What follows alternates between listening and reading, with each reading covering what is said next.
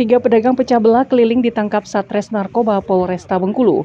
Sopian, Abdullah, dan Imron yang merupakan warga asal Provinsi Nusa Tenggara Barat ini kedapatan mengkonsumsi narkoba jenis ganja di sebuah warung di kawasan objek wisata Pantai Panjang, Kota Bengkulu pada Minggu malam.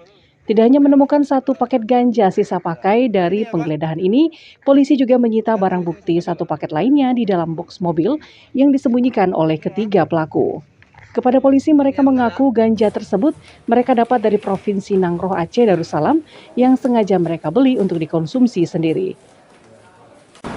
Tiga pelaku ini mengkonsumsi ganja tersebut di pinggir pantai, tepatnya di Jalan Benggulan Street, Jalan Benggulan Street. di Kecamatan Teluk Segara. Mendapat ganja ini dari Aceh. Jadi dari Aceh, di perjalanan beliau konsumsi karena mereka ini pedagang. Jadi jual pecah belah dari Aceh, terus ke Medan, setelah itu baru ke Bengkulu. Pelaku ini semuanya dari luar provinsi. Udah lama, Pak? Kalau dari interogasi yang kita dapat, ketiga pelaku memang untuk konsumsi ganja sudah cukup lama, jadi berkisar 3 tahunan. Saat ini ketiga warga asal NTB ini masih diperiksa dan terancam dijerat pasal 111 Undang-Undang Nomor 35 Tahun 2009 tentang narkotika dengan ancaman kurungan penjara paling lama 12 tahun dan denda paling banyak 8 miliar rupiah. Dunka Kurniawan melaporkan dari Kota Bengkulu.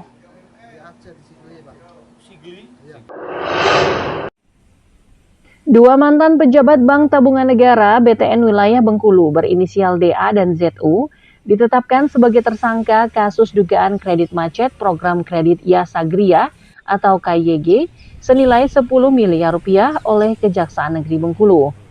Kendati demikian, keduanya belum ditahan. Kajari Bengkulu Yunita Arifin menerangkan selain pemeriksaan masih berjalan, pihaknya juga masih mengumpulkan alat bukti lain dan masih menunggu hasil audit kerugian negara dari Badan Pengawas Keuangan dan Pembangunan BPKP Bengkulu. Kajari menambahkan kasus ini murni perbuatan oknum dan tidak ada kaitannya dengan institusi perbankan. Sebelumnya, DA dan ZU yang telah menjalani pemeriksaan di Kejari Bengkulu ini juga sempat beberapa kali mangkir dari panggilan jaksa.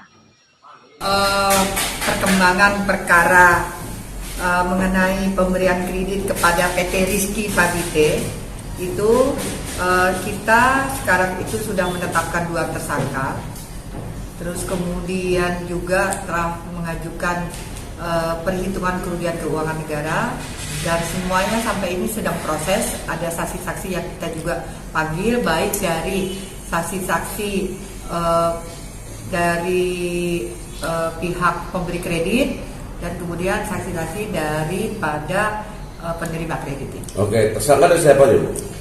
Tersangka itu ada inisial ya. Inisialnya itu Paksa AG dengan ZI ya. Kasus ini berawal dari pemberian bantuan permodalan KYG oleh BTN Cabang Bengkulu kepada salah satu pengembang pada tahun 2015-2020 sebesar 10 miliar rupiah.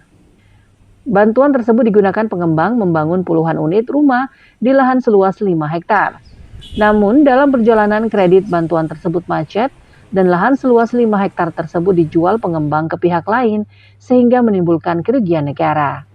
Tim Liputan melaporkan dari Kota Bengkulu.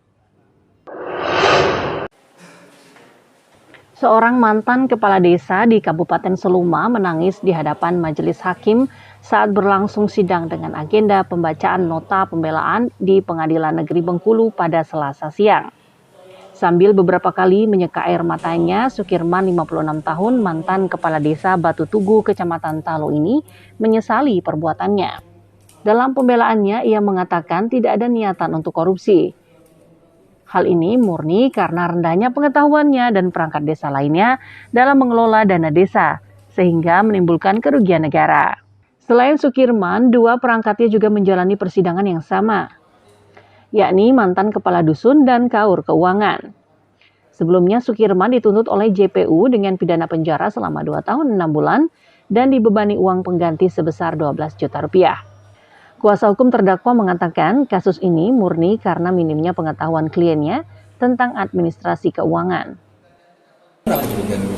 Itu kalau dari tahun 2019 sampai 2021 itu sekitar 507 juta. Lebih kurang. Kalau klien kita mengakui dia menikmati sekitaran KN itu, Bang. Jadi dia itu bukan menikmati bahasanya, dia itu karena ketidakketahuannya sehingga mengakibatkan kerugian itu. Itu kan dia bukan sendiri kayak gitu, sama rekan-rekannya itu, yang lainnya. Berapa tuntutan kemarin ini? Belum ada. Oh, tuntutan dari jaksa kalau untuk Pak Sukirman, terdakwa Sukirman itu 2 tahun 6 bulan plus pengembalian uang ke negara itu 12 juta. Ya, Sekitar 3, Bang. ya. Di kurungan berapa? Kasus korupsi dana desa Batu Tugu ini sebelumnya ditangani oleh Polres Seluma pada bulan Agustus lalu. Adapun kerugian negara yang ditimbulkan dalam kasus ini mencapai 507 juta rupiah dalam kurun waktu 2019-2020. Tim Liputan melaporkan dari Kota Bengkulu. Memasuki tahapan kampanye pemilu serentak tahun 2024, beragam alat peraga kampanye kembali bermunculan di ruas-ruas jalan di Kabupaten Bengkulu Tengah. Namun sayangnya APK berupa baliho dan poster yang dipasang tidak sesuai tempat dan menyalahi aturan. Di jalan lintas Bengkulu Kepahyang ini misalnya, sejumlah APK dipasang ke beberapa pohon. Padahal berdasarkan PKPU nomor 15 tahun 2023 tentang kampanye pemilihan umum, pohon merupakan salah satu lokasi yang dilarang dijadikan tempat pemasangan APK karena menghilangkan estetika. Pandu saya kira begini, itu jelas ya, ada aturan masuk ke SE surat edaran Gubernur Bengkulu beberapa hari lalu menyebutkan dilarang memasang spanduk baliho yang diletakkan di daerah pohon masalahnya apalagi yang listrik sangat dilarang. Kalau ada terdapat ditemukan teman-teman media menemukan hal-hal yang dilarang seperti pemasangan spanduk di pohon di listrik. Berdasarkan PKPU tersebut, selain pohon, APK juga dilarang dipasang atau dipajang di tempat ibadah, rumah sakit atau tempat pelayanan kesehatan, gedung dan fasilitas milik pemerintah, termasuk sarana dan prasarana publik. Tim Liputan melaporkan dari Bengkulu Tengah.